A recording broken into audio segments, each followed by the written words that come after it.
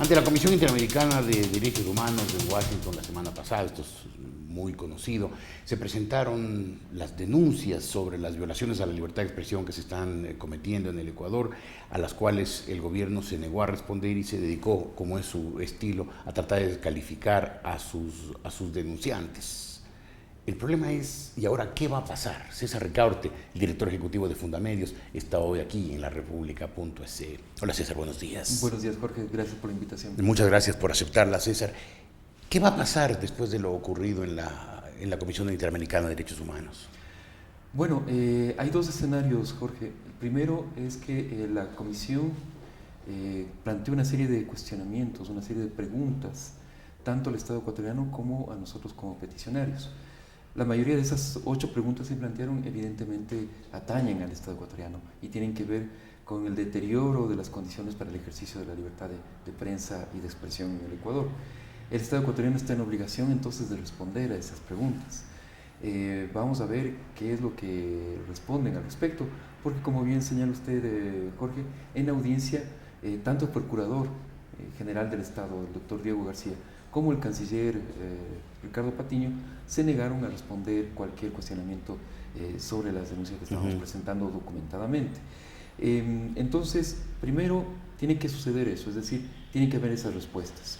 Nosotros hemos ya preparado nuestras respuestas y estamos enviándolas el próximo día miércoles, el día 9 de noviembre, esas respuestas ante la Comisión Interamericana, ampliando, digamos, la información que ya presentamos ante el seno de la Comisión. Y lo segundo... Perdóneme, antes una aclaración, cuando dice nosotros, ¿se refiere a quiénes? Bueno, en audiencia estuvimos víctimas y defensores de derechos humanos.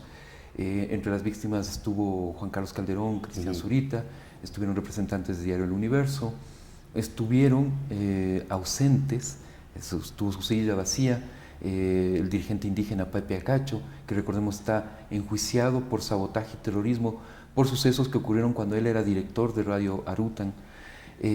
No estuvo tampoco porque se le impidió de salir del país el radiodifusor Wilson Cabrera. ¿No es cierto? Es decir, todos ustedes en conjunto están preparando las respuestas a esas preguntas. Exactamente. Todos nosotros fuimos los peticionarios, fuimos los que conducimos la posición de los periodistas ecuatorianos ante la Comisión Interamericana. Usted decía el segundo tema. El segundo tema es justamente el exigir que el gobierno ecuatoriano cumpla con su promesa de invitar a la Comisión Interamericana, de invitar a la relatora especial de libertad de expresión, la doctora Catalina Botero, a que visiten el país, a que constaten in situ la situación de grave deterioro de la libertad de expresión. El presidente Correa dijo, no necesitan invitación, puede venir cuando quiera. Eso no es así, Jorge. Se necesita una invitación formal del gobierno ecuatoriano para que la comisión, según los procedimientos diplomáticos, y usted sabe que en esto hay una formalidad que cumplir, no es una cuestión de decir la invitación está abierta, porque eso equivale a no invitar, eso equivale definitivamente a evadir la invitación a la Comisión Interamericana. O sea, ¿usted siente que el gobierno ecuatoriano está evadiendo la presencia en el Ecuador de la comisión? Evidentemente, y lo está evadiendo desde hace 2 años, que hemos solicitado reiteradamente que se invite a la Comisión Interamericana y que el gobierno ecuatoriano se ha comprometido a invitar a la Comisión Interamericana a venir al país. Ellos están evadiendo la invitación formal y de esa forma la Comisión no puede venir al Ecuador. Si no hay una invitación formal expresada por los canales diplomáticos regulares del país, no puede haber visita de la Comisión ni de la relatoría. Ahora, ¿podría ser que la Comisión, después de haber estudiado, investigado, oído a todas las partes, llegue a un dictamen denunciando, condenando el deterioro de las libertades en el Ecuador? El gobierno ecuatoriano puede hacer como hace el de Venezuela, decir no hacemos caso a eso, no tiene ninguna obligatoriedad para nosotros y adiós con ellos. Este es un tema soberano. Jorge, esa situación sería extremadamente grave.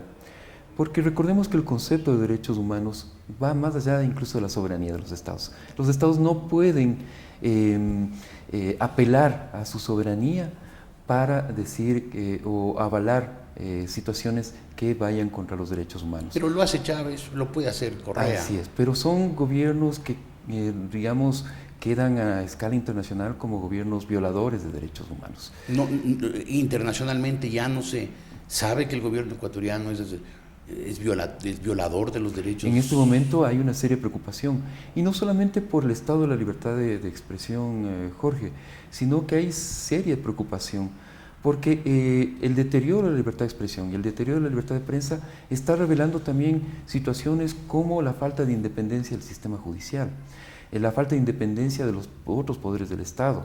El mismo hecho, y yo siempre recalco esto, el Estado ecuatoriano, el gobierno ecuatoriano quedó en evidencia en Washington por varias situaciones, entre ellas porque destacó una comitiva de 47 personas, que acreditó 47 delegados. 47. 47 delegados, y además habían varias decenas de simpatizantes del gobierno en los exteriores de la Comisión Interamericana, en un hecho inédito. Y como manifestantes, como Barra Brava. Fotos del presidente, con banderas de Alianza País, etc. En Washington.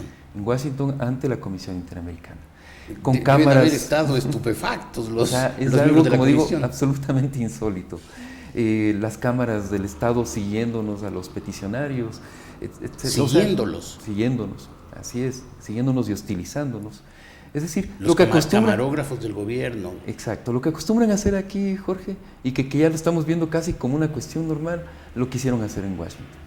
Pero eso, lo que están acostumbrándose a hacer en el Ecuador, en otros países, y especialmente ante el más alto foro de protección de derechos humanos que tiene el continente, son situaciones que dejan en evidencia más bien al gobierno ecuatoriano.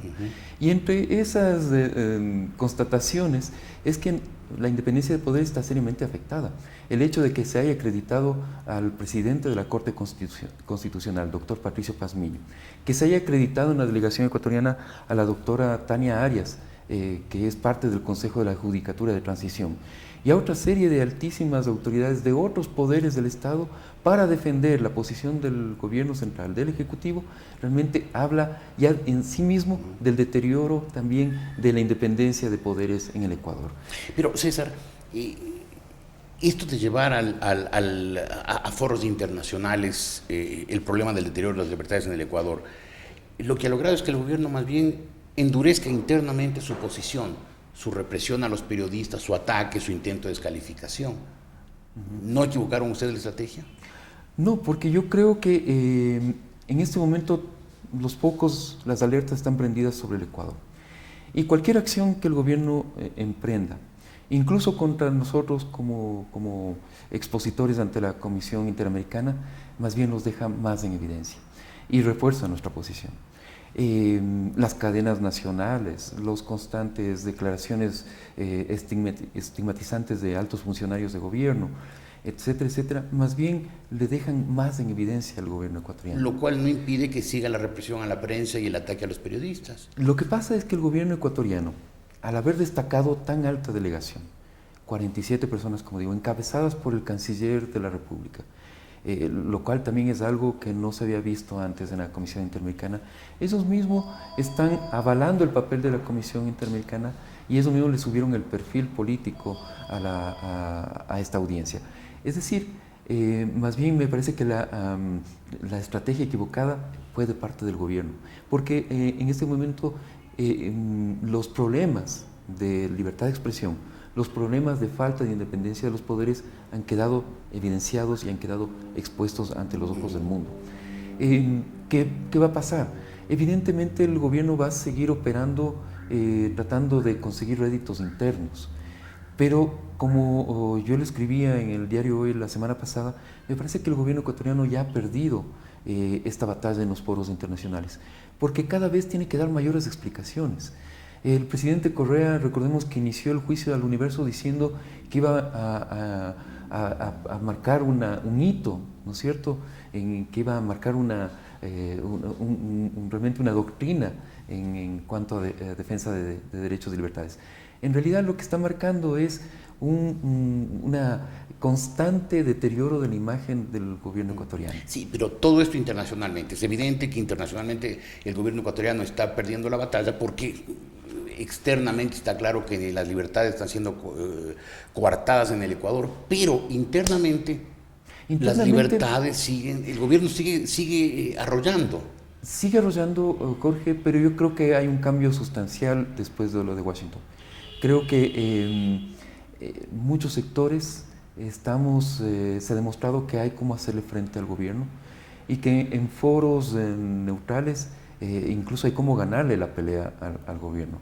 Es decir, no es un gobierno imbatible, no es un gobierno que tiene todas las de ganar siempre. Y yo creo que irle perdiendo el miedo a las políticas de gobierno es muy sano. Es lo que nos va a permitir los ecuatorianos precisamente reconquistar esas libertades y esos derechos que estamos perdiendo aceleradamente. Una pregunta final. ¿Usted teme, porque lo insinuó en alguna de sus respuestas, usted teme retaliaciones por parte del gobierno por su papel en Washington? Evidentemente, ya hemos sufrido, hemos tenido amenazas en las cuales nos invitaban amablemente a quedarnos en Washington, ¿no es cierto? Nos amenazan con juzgamientos. Les invitaban a quedarse en Washington, les sugerían que mejor al Ecuador no vuelvan. Así es, exactamente. Nos han dirigido ya cadenas nacionales, ha habido diversos pronunciamientos de altas autoridades del Estado, estigmatizándonos.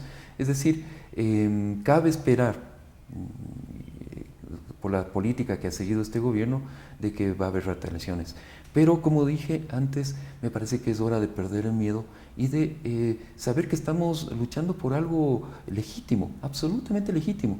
Como yo le he dicho a las cámaras de gobierno, a las cámaras del doctor Fernando Alvarado, esos son los agresores, no nosotros. Esos son los que tienen que rendir cuentas. El Estado, el gobierno ecuatoriano son los que tienen que rendirnos cuentas a nosotros, los ciudadanos. No somos nosotros los agresores, nosotros somos las víctimas.